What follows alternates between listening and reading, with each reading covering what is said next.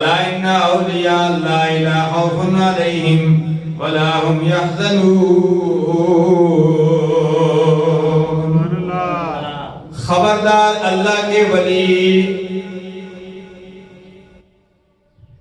جہاں کہیں بھی ہوں، اس کا مفہوم یہ ہے کہ چاہے وہ دنیا میں ہو، چاہے وہ آخرت میں ہو، چاہے وہ قبر میں ہو، کیونکہ انہوں نے اپنی زندگی یاد خدا اور اس کے مصطفیٰ میں گزاری ہوتی ہے، جس کی وجہ سے دنیا میں بھی انہیں کوئی خوف نہیں ہوتا۔ وَلَا هُمْ يَحْزَنُونَ، نہ وہ غمگین ہوں گے۔ مضارع کا صیغہ ہے، قبر میں بھی وہ غمگین نہیں ہوں گے، حشر میں بھی وہ غمگین نہیں ہوں گے، اور قیامت کے دن سارے ساتھ چھوڑ دیں گے۔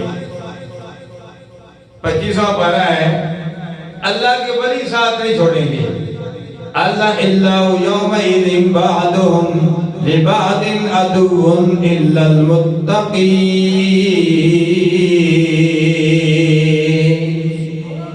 قرآن مجید میں متقون بھی ہے اور متقین بھی ہے اور تتقون بھی ہے، لعلہم یتقون بھی ہے، ہدی للمتقین بھی ہے، جس کا معنی ڈرنے کے ہوتے ہیں، بچنے کے ہوتے ہیں۔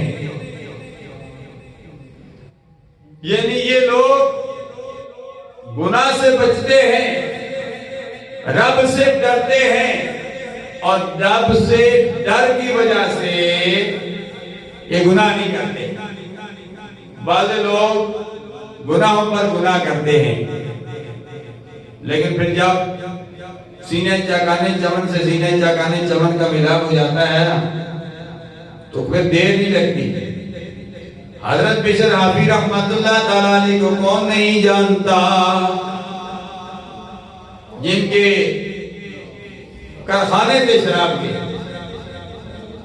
لیکن انہوں نے ایک چھوٹی سی نیکی کی، ادب کی وجہ سے اللہ نے ان کو مقام ولایت پر فیض کر دیا۔